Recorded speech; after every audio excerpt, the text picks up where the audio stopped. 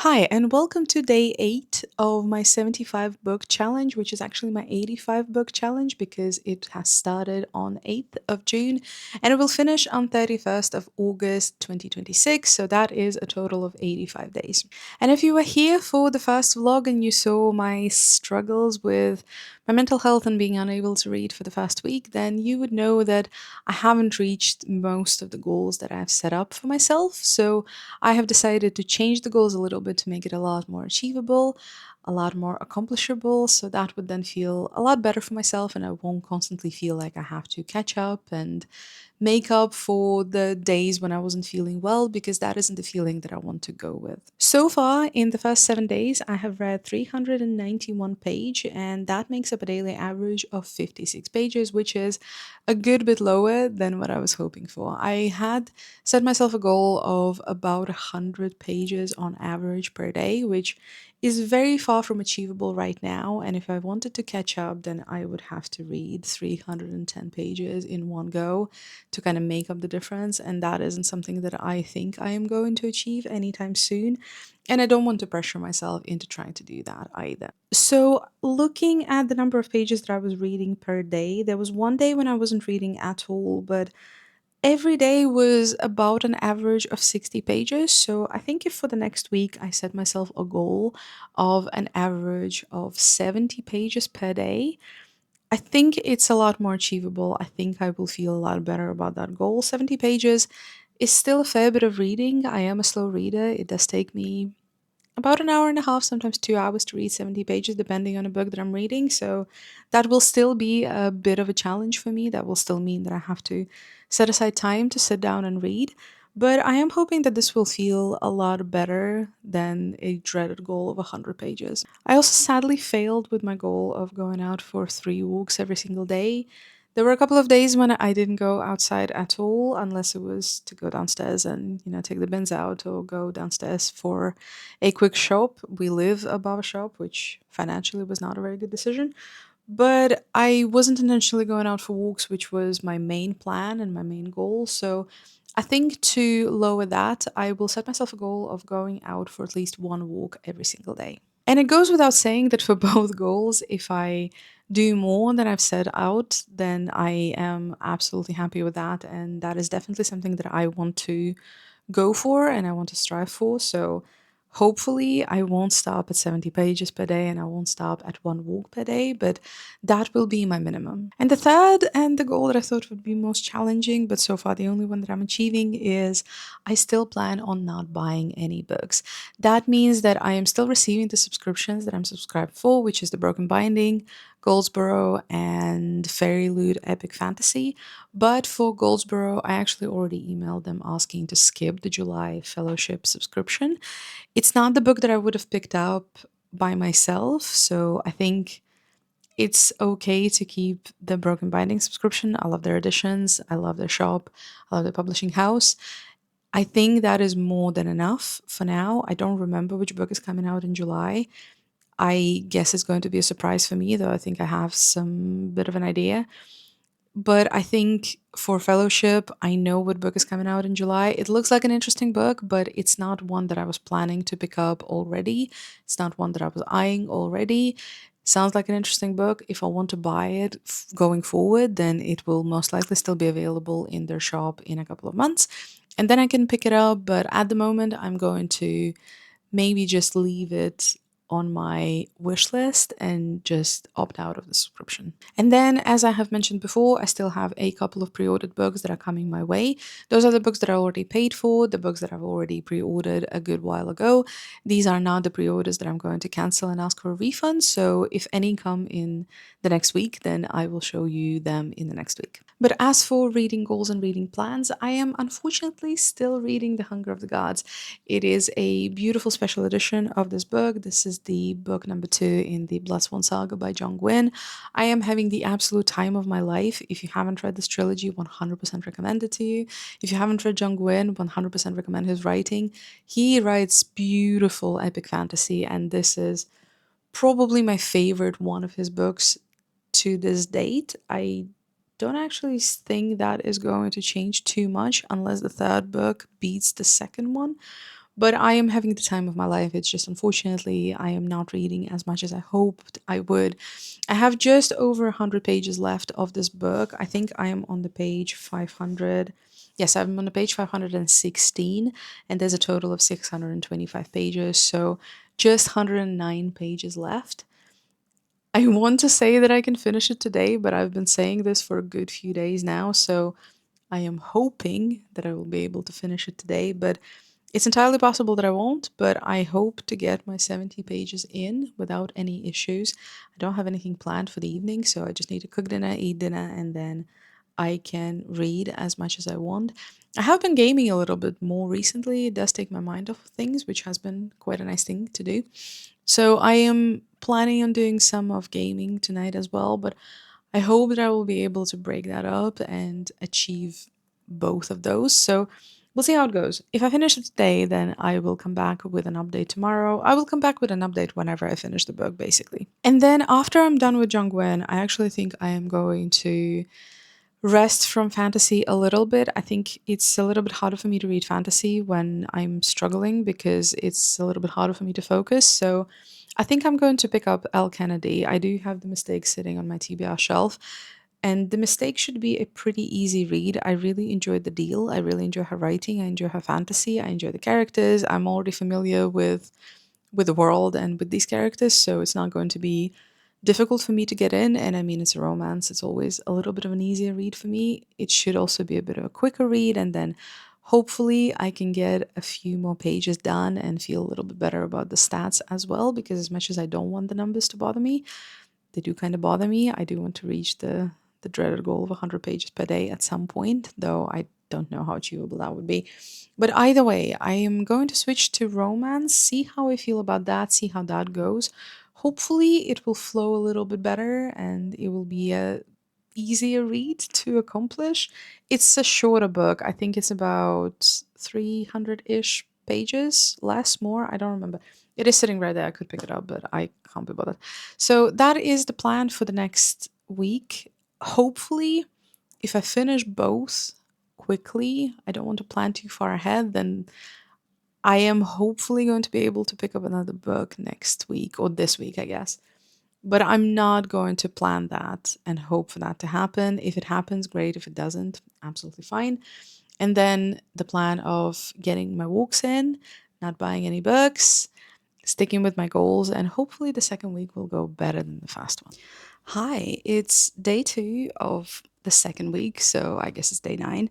And I am here with a quick update because I had an amazing day yesterday. I read my 70 pages of The Hunger of the Gods and I actually finished it. I read a total of 109 pages and I'm so excited. I tried massive reading, which I should have really thought about it ages ago because I tried it a while ago when I was struggling to sort of stay focused on reading and it helped me a lot. And I went for a walk yesterday, I listened to an audiobook and then I came home and I thought, why not just continue listening to an audiobook? And I was able to finish the entire book. So really, really, really happy about that. Here she is, the beauty. She's a chunker, but she was 100% worth it. This is truly one of the best fantasy books I have ever read. It's, in my opinion, John Gwynne's best work. I haven't read the trilogy that comes after The Faithful and the Fallen, but so far the Bloodsworn Saga is, to me personally, better than The Faithful and the Fallen. Not that Faithful and the Fallen is bad, it's one of my favorite fantasy series, but there's something about the Bloodsworn Saga that just makes it, I want to say, easier to follow.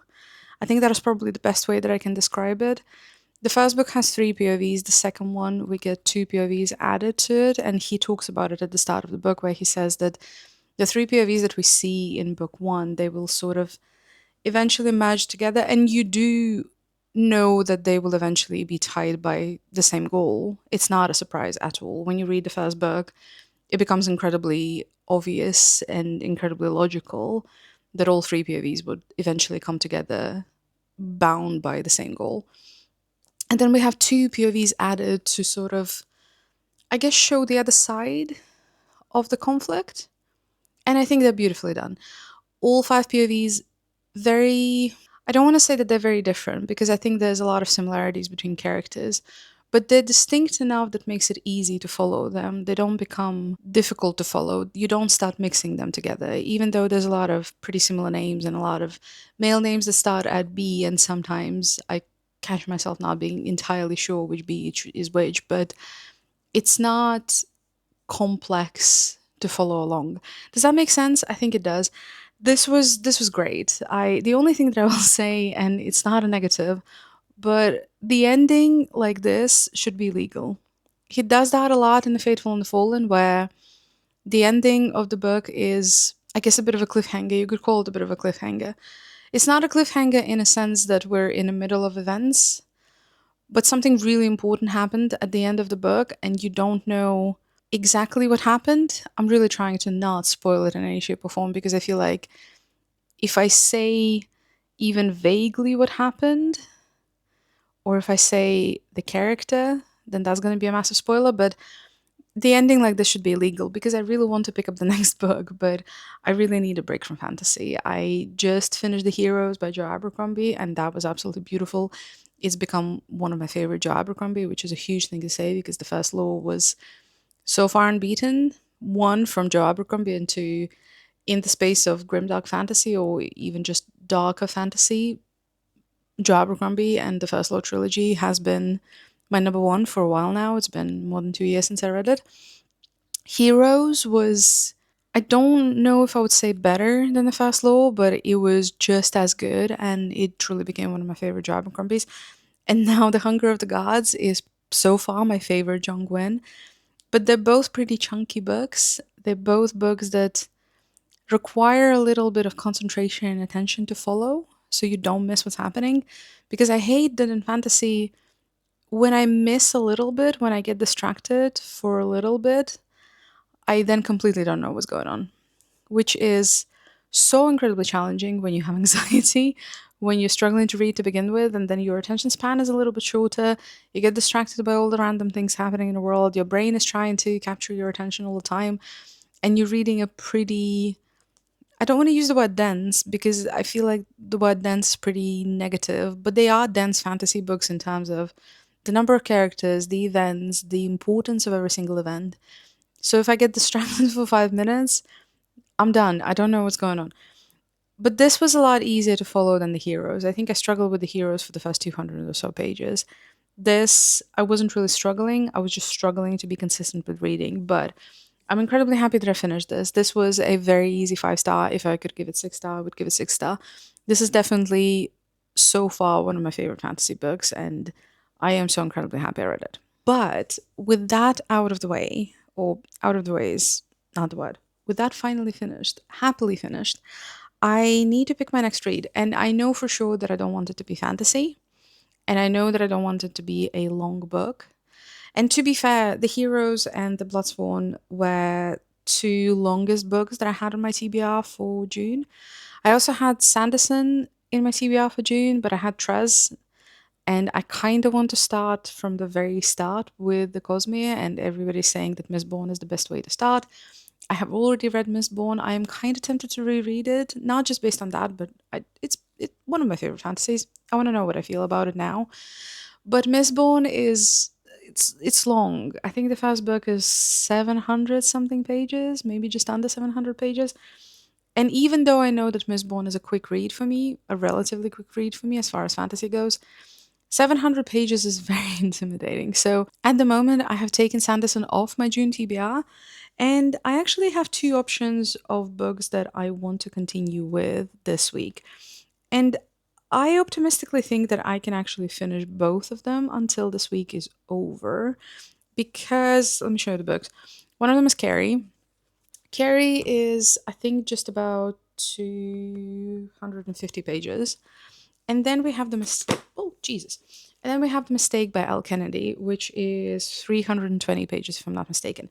So in total, both of these are 570 ish pages. And we have 6 days to read them. So I think this is very doable. I think both of these are a relatively quick read. I remember Carrie being very gripping and very interesting to get through, albeit that won't be that much of a factor now because I know what happens. When I was reading the first time, I didn't. And then The Mistake, I think, will also be a very quick read because I found the first book in the Campus series very quick and very easy to read. The deal was very interesting. I do enjoy Elle Kennedy's writing. I think she does romance very well, where the two things that I dislike about romance books are done really well. I don't love an overwhelming amount of smut, and in the deal, there was very little, and it made perfect sense for it to be there. And then the other thing that I don't like about romance books is the conflict at the end and when the resolution doesn't make sense and when the conflict doesn't make sense. In the deal, that wasn't the case. The conflict made sense, the resolution made sense. It was quick. It was logical. They were still loving towards each other and they were still respectful of each other's feelings and of each other's needs. So it didn't annoy me at all, which was very impressive. So I have these two, and I actually just don't know which one I want to read. And since I'm spending my day in London, or most of my day in London, I need to. I'm probably going to end up taking both of them just in case I start reading one and I don't like the one that I've picked and I want to read the other. They're light books, they're both very thin paperbacks, so I'm just going to throw them in my bag. But I thought I would flip a coin and let the coin decide which one of these two I should start with. So before I flip, I don't actually know which one is the heads and which one is the tails. Let's say Carrie is the heads and then The Mistake is the tails, and whichever one I flip for, I will start with today. And even if I don't like it, I will, or even if it's not going really well, I will try to push through that first initial but if I feel like I'm completely not getting along with the book, I will just switch to the other one. I think that's a good plan. I think that's a pretty safe plan. So Carrie is the heads and The Mistake is the tails, and I have my flipper here. So let's flip and see what the random generator decides. And I can't actually see what it's deciding, and it's the heads. So I'm going to start with Carrie today. I think it's going to be fine. I think I'm going to get into it pretty quickly. I remember it being very fast paced. To be fair, Stephen King is one author that I'm always having a good time with in terms of I find it hard to put him down, and that is the biggest compliment that I can give to an author or to a book. So I don't see this being much of an issue. And Carrie is a very short book. It's a very eventful book. It's a pretty fast paced book. I think it's, at least in the translation that I read at the time that I read it, it was a really well written book. So I think I'm going to be fine, but just in case, I will grab this with me as well. And if I want to flip between the two or just completely switch, I will do that. I will give you an update at some point, probably maybe not tomorrow. I think when I've read a chunk of either of the two, I will let you know how I feel, which one I decided to go with. Maybe it's going to be tomorrow, depending on how much I read today and how much I read tomorrow. If not, then I will probably see you Thursday. Hello, it's Thursday, so we are in day 11 of the challenge, and I've got some updates. I have a reading update, I have an event update. I went to London to a book event that I'm really excited about, and I can't wait to tell you about it. And I also received book mail today, so we have a couple of things to cover. And I thought I would start with the event update. So on Tuesday, I spent most of my day in London because fantastic Catherine Arden was in London for the author talk for the launch of the Unicorn Hunters. I'm holding this because I took these books, the entire trilogy actually, I took it with me to get it signed. And the event was absolutely amazing. And Catherine is just such an interesting person to listen to. She's so passionate about writing. She's so passionate about history. She's so passionate about research. And her writing process is so incredibly interesting. I've never heard anybody spend this much time and effort writing drafts. I understand that writing is a grueling process to most authors, but Catherine writes her first draft in a notebook with a pen, which to me sounds like absolute torture because I write very, very slowly, so there's no chance in the world that I would be able to do that. But she was just so passionate about it, and she was telling us about the Unicorn Hunters and her previous books and her experience with the Bear and the Nightingale and how that was her first writing experience. And she was a young green author, and a lot of it was just exploring the writing process and what works for her and what doesn't, and some of the difficulties and some of the fun stuff that she encountered. And she was just one of the loveliest people I've ever listened to.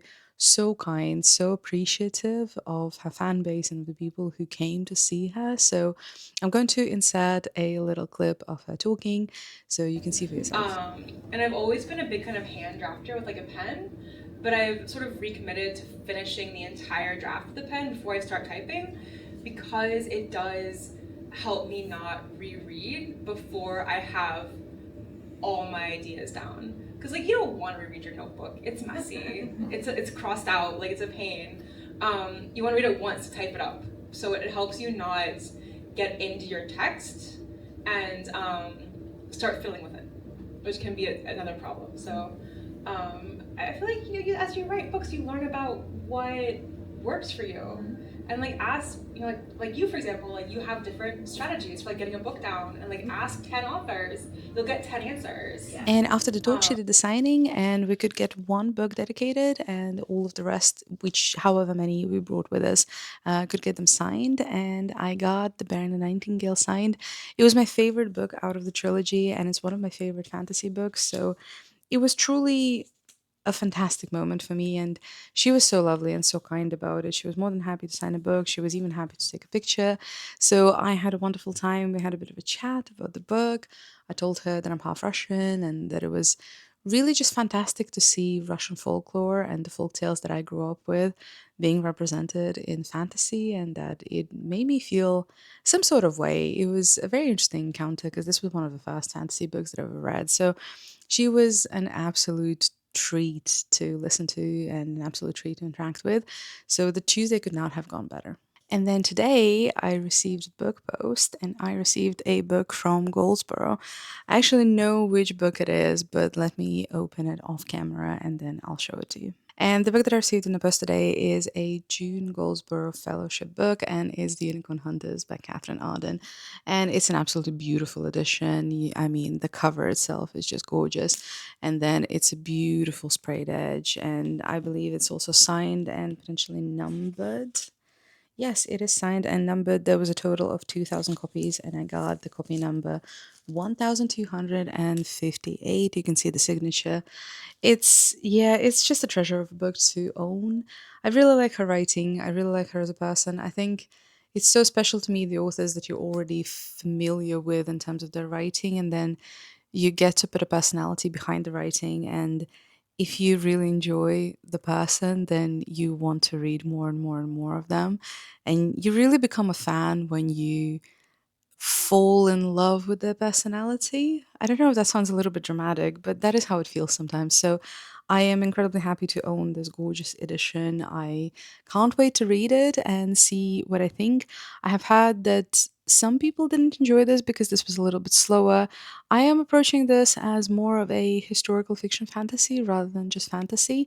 So I guess I have expectations to take a little bit of time to get into it. I'm not familiar with the history that is behind this book, but yeah, I really can't wait. I also have Warm Hands of Ghosts that I still haven't read, that I have been planning to read for a long time. And that book again had the reviews of being a little bit slower, but I do again think that it's linked to the fact that it's not just fantasy, but it's historical fiction fantasy. So I look forward to reading both at some point. I think I will try to slide Unicorn Hunters in my TBR in the next couple of months so I can read it hopefully until the end of summer so I don't take too long with it, because really it's just such a gorgeous edition. I really want it on the shelf, and the rule is that I have to read the book to put it on the shelf. They don't just go there just because the author's books are already on the shelf. So yes, that's a lot of talking. I will definitely try to read it as soon as I can. And then the book update that I have is actually quite exciting. I said that I will see how I get on with Carrie, and if it's not a good fit for the mood that I was in, then I will switch to reading Elle Kennedy, but that was not the case. I started reading Carrie on my way to London, and it was a pretty good fit. I mean, it's a pretty quick book to get through, I guess. It has a very interesting structure. So, if you're not familiar with Carrie's plot, which I am sure a lot of you will be, the book has been out for over 50 years. It's quite well known. It had several TV adaptations. If I'm not mistaken, there's three or four movies filmed based on this book. One of them was relatively recent, though I don't remember which year. And I think the book itself is quite popular. I mean, this is the first novel that Stephen King has ever written. And it's a pretty short book, so I think a lot of people are happy to read Carrie to sort of get familiar with Stephen King's writing, but I might be wrong about it. But let me tell you a little bit about the plot. So, Carrie White is our main character, and she is a 16-year-old teenager. And the book starts with her being in the middle of the gym showers with all the other girls when she starts menstruating for the first time in her life. And she's terrified. She doesn't know what a period is. She's never had one, even though she's 16. And she just quite frankly thinks that she's bleeding to death. And she gets absolutely hysterical. Girls are making fun of her. They're throwing tampons at her. They're being quite mean to her. Carrie does not really have any friends. She's a bit of an outcast, or not even a little bit. She's not very fashionable. She's not very modern. She's very closeted. She isn't just generally a very sociable kid, so she gets made fun of a lot. And her family is incredibly religious. Her mom is, I would describe her as a religious fanatic, as a pretty ignorant religious fanatic at that. She doesn't really want to understand the world, and she doesn't really want to be a part of the world. She thinks being a woman is in many ways a curse, and everything happens to you as a woman is a curse. She thinks that you can't display your curves, having breasts is a punishment, period is a punishment. She didn't believe that she was pregnant up until she gave birth. She thought for the longest time that she had cancer and that she was about to die. And when she had a child, she thought that it was her punishment because she didn't for the longest time believe that she had sex with Carrie's father. So it's a very interesting family, definitely not one that you would just randomly meet in the wild. So Carrie most definitely had a pretty difficult upbringing. She's not really exposed to the world in any shape or form, and she's just a little bit of a strange kid, though compared to her mother, she actually seems relatively regular as far as teenagers go. Obviously, with her issues and with the upbringing that she had, she doesn't really fit in, but she doesn't seem as unfitting for the world as her mother is. I don't know if that's the right way to describe it, but either way, there's certain abilities that Carrie is also showing. So when she gets frustrated, things just happen around her. Lights start to flicker, the light might go out, something might fall on the floor, or I don't know, a vase might explode, and nobody really knows what's going on. And throughout the book, we get the real time, and then we get chapters from a book that was published after the events of this book. And then we also get some interviews, and we get another book that was published after the events of this book. So we get little glimpses into the past, I guess. And in those glimpses, we find out that when Carrie was a kid, she got really, really upset, and she showed her powers. So stones started raining on the house, the things started happening. She discovered that she can sort of manipulate objects without touching them. So Carrie is telekinetic. And in the aftermath of the first scene that we see in the book, so in the aftermath of girls making fun of her, the gym teacher is having a conversation with her. She's trying to comfort her. She's trying to explain what's happening to her because nobody has ever spoken to Carrie. Nobody has ever explained to her what a period is, and she's just terrified. And the light goes out. So this is the beginning of the book. And then the girls that were making fun of Carrie, they get called to the gym teacher, and she's putting them through a bit of a detention, a bit of a punishment. And she's saying that if they don't go through detention, then they can't attend the prom. And one of the girls is incredibly rebellious. She doesn't want to go with whatever the gym teacher is saying. She's quite rude, and she was the instigator, and she is sort of the a bit of the queen bee of the school. So she gets in trouble with the gym teacher, and then she starts plotting the revenge to sort of show Carrie who's the boss. So that is the plot of the book. It's a pretty short book. I am currently just under halfway. So there's a total of 242 pages, and I'm on a page 117. And I just got to the part two. So part one is everything that happened at the start with Carrie getting her period, girls making fun of her, and sort of the aftermath of that. And then all of the events are sort of leading to the prom, because the prom is the sort of the main point, is the main event of the year. They're all seniors, they're about to graduate. And everything that happens in the first part is all of the interactions come into the prom. And then the part two is the prom. And I have a pretty good idea of what's going to happen. I have read this book a while ago. I remember events. They're pretty memorable, to be honest. So there's a pretty clear picture in my head. So I'm going to try to not say anything to not spoil for anybody who hasn't read the book. But so far, I'm having a really good time. I enjoy Stephen King's writing. This is probably, I don't want to say his weaker work. I haven't read enough from Stephen King to make that judgment. But compared to the books that I have read in English recently, this feels like, yeah, this feels like a weaker work. I think I can probably say that. But with that said, it's not less enjoyable. It's a little bit disturbing in a very Stephen King way. I don't think I would call this a horror by any stretch of the imagination. It's just uncomfortable to read. There's certain moments. He uses a pretty straightforward language to describe certain things, and he uses a quite a crass language to describe certain things. And some things just feel uncomfortable to read, I think is the best way that I can describe. But this is still a very enjoyable reading experience, and I'm making quite the progress. I read 90 pages on the first day on Tuesday when I went to London, and then I didn't read at all yesterday. And today I read from page 90 to page 117 to get to part two before I did this update, and I am in the middle of the day, so I have a fair bit of time left today to. I don't know if I want to say that I'm going to finish this. I would love to, but I don't know if I want to commit the whole day to finishing the book. It would take me a couple of hours to finish it, and there's a couple of things that I need to do. I want to edit last week's blog and post it today. I want to do some gaming. I haven't done any in a while, so I don't know if I will finish this today or leave finishing it to tomorrow, and then I will start The Mistake by Elle Kennedy. Hi, hello. I have a short update before I run out of the house. We are in Friday, which is day 12.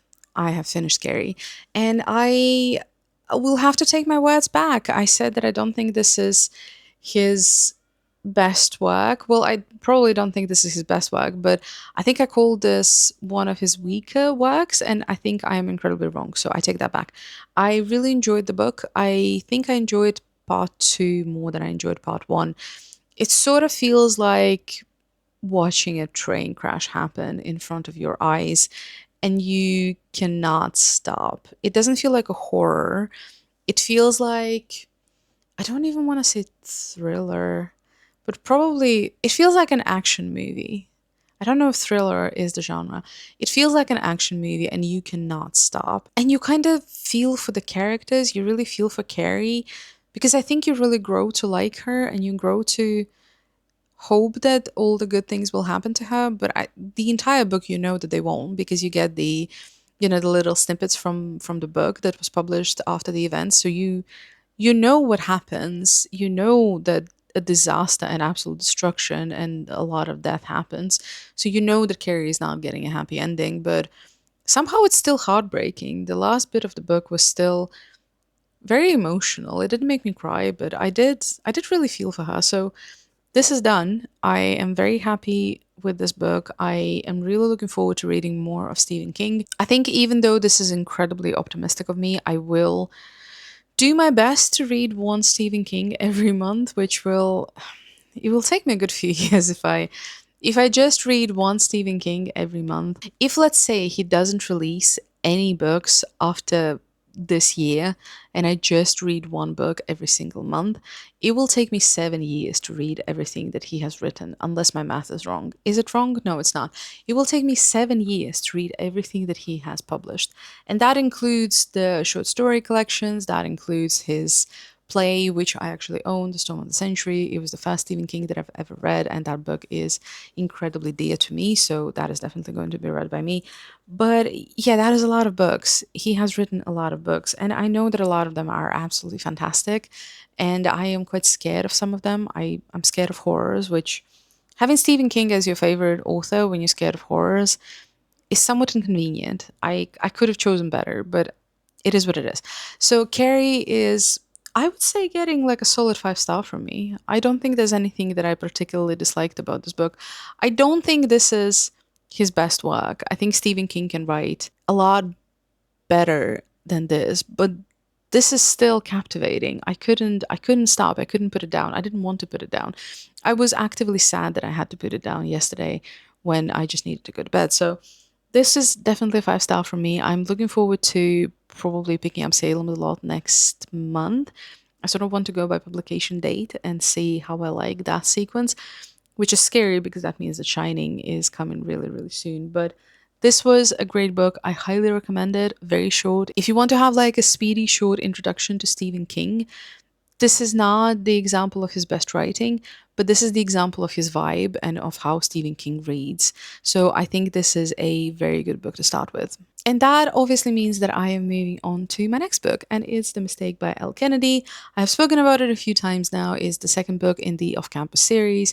I loved The Deal. That was the first book in the Off Campus series, so I'm quite looking forward to this one, though I have seen that this one has, I think, lower reviews than The Deal, but nevertheless, I am really excited. I don't know who the main couple is. I don't know if I want to know, but I will see. I will start it probably today. I'm going out in a little bit to do some bits in town, so I'll be on the bus for a bit of a time. So I'll definitely get some time to read. And then I might park myself somewhere in a cafe and read for a bit more and sort of get maybe, I don't know, 50 pages out and see how I enjoy it. And then that would make up a really good reading day for me today. Hi, it is Monday, day 15 of the challenge, which means that the second week is done, and it was quite a successful week. So I thought I would come here. We can talk about how the week went, what are the reading stats. I will update you on the mistake because I believe the last update that I did was on Friday when I just finished reading Carrie, and I don't think I've started reading the mistake just yet. So I have some thoughts. And yeah, we'll talk about the numbers and maybe talk a little bit about what the plan for the next week is. So let's start with this. I did start reading it on Friday. I don't remember how much I read on Friday. I read a chunk on Friday.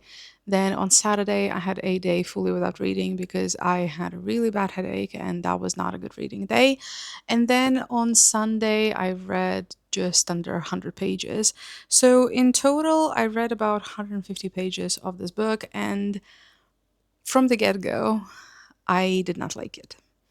From the very, very start, I kept thinking that this is one, a lot worse than The Deal, two, incredibly cringy in every possible way, and literally in every possible way. Dialogues were cringy, characters were cringy, the thought processes were cringy, the decisions were cringy, and smut is, in my opinion, cringy in this book. And I'm not a massive fan of reading smut, just in general, just as a preference. I don't love it. When it's cringy, it's borderline unbearable. This was an example of that for me personally. So, yeah, a little bit about the plot. It's not going to be much of a spoiler, but I will talk a little bit about the result of the first book, though I feel like we all know that romances end in good endings. So, yeah, in the first book, Hannah and Graham, they get together, and Graham's best friend Logan is quite a bit jealous. He likes Hannah, he has a bit of a crush on her. So this book is Logan's book, and I'm not entirely sure at which point this book starts. I don't think it's after The Deal. I think it's in the middle of The Deal a little bit, but basically Logan has a crush on Hannah. It's unbearable for Logan, and he's trying to distract himself in every possible way. He goes around and he sleeps around, he drinks a lot, he parties a lot, trying to take his mind off of Hannah.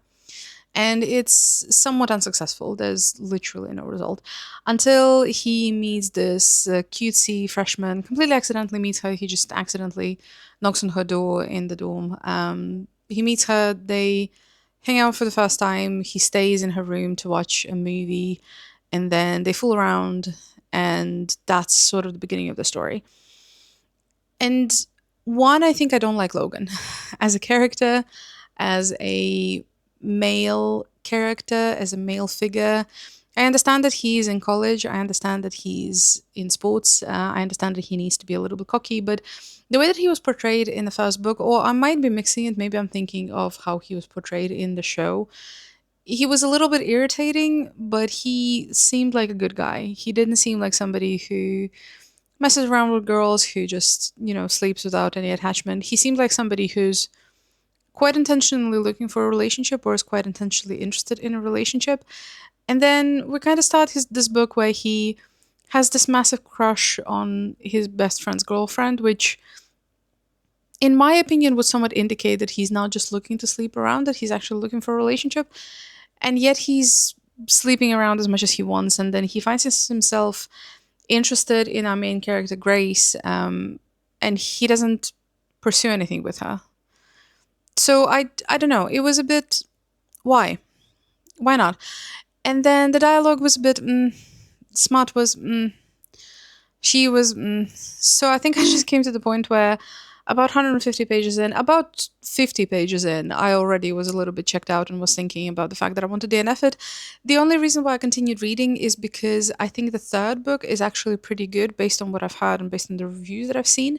The third book is Dean book. I really like Dean as a character, and I really like his sort of archetype. I think it works really well in romance. He is the fuckboy. He is the fool around. He is the incredibly charming, this beautiful blonde guy who just goes around and sleeps with everything that moves. And he's fun and he's quirky and he's cheeky. So I am quite looking forward to the third book. So I really wanted to finish the second one. But now I'm in this awkward position where I really didn't like this. So I'm somewhat tempted to actually declutter this, but I don't want to declutter the deal because I really enjoyed the deal.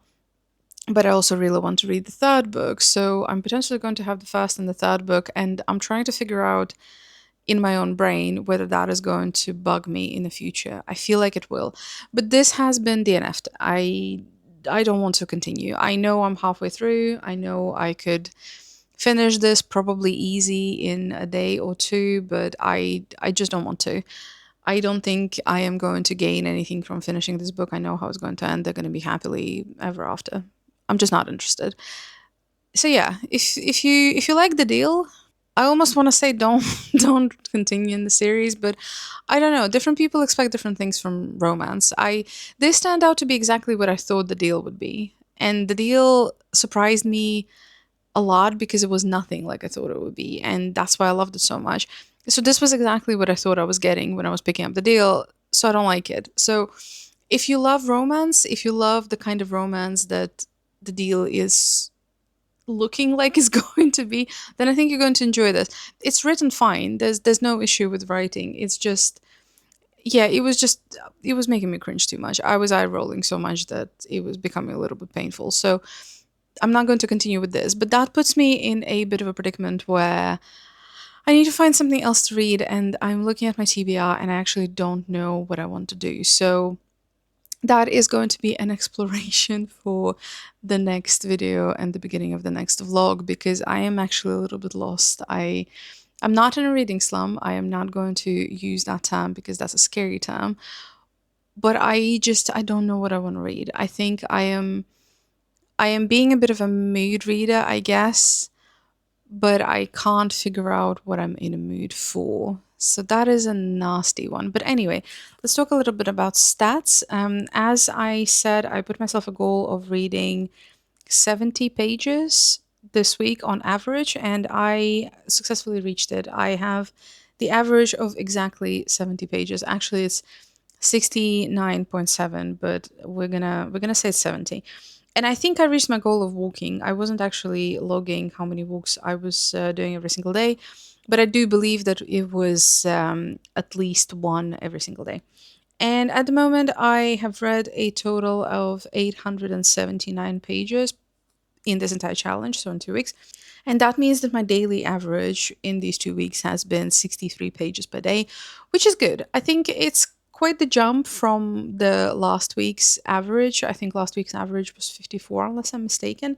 This week's average was 70. I'm happy with that. I was going out for my walks, I was reading my books, I wasn't sinking into any reading slums. I did have 2 days when I didn't read at all. It was on Wednesday and on Saturday. But like I said, on Saturday, I had a really bad headache. I unfortunately can't read when I have a headache because my headaches show themselves a little bit like migraines. I don't actually know if I have migraines or not, but it just becomes really hard to concentrate on anything. And for most part, I need to just lay down in silence and darkness, which It is unfortunate, but it is what it is. And then the other day when I didn't read was Wednesday. I had a book club meeting, so I didn't really have time in the evening, and then work was pretty busy throughout the day, so I couldn't sneak much in throughout the work day and in my lunch break. So that is that. But I had some good reading days. I had 2 days when I read more than 100 pages. And then for the remaining three, every single day, I read more than 90. So I'm really happy with that. And this upcoming week, I don't really have any plans for evenings. So I will hopefully get a little bit more pages read, though. We are in the middle of the newest and the most brutal heat wave that we've had this year. It is supposed to be 35 degrees this week, and I am not looking forward to that in any shape or form. It's quite toasty today on Monday, so this is going to be quite a challenging week. Hopefully, a week where I will manage to read a little bit more than I did last week, but no promises on that. But anyway, these are the stats for the week. I finished two books. I finished The Hunger of the Gods on Monday, and then I read Carrie. I finished Carrie on Friday. And then technically, I mean, I did the effort, but I did read almost 50% of the book, so I am going to definitely count this towards my reading. And yeah, I would say that I finished two and a half books in a week. Quite a good week. I'm quite happy, and I hope you enjoyed this video more than the previous one. I'm really trying to log all of my reading experiences. I am quite new to this, so it can be a little bit of a new area to explore and see what works for me and how I like to communicate these things and how I like to film these videos. It's still very much a learning process. So I hope you enjoyed this video, and I hope you will continue following along in this journey. Or if you are watching the first one, then I hope you join me for the future, and I will see you in the next one. Bye bye.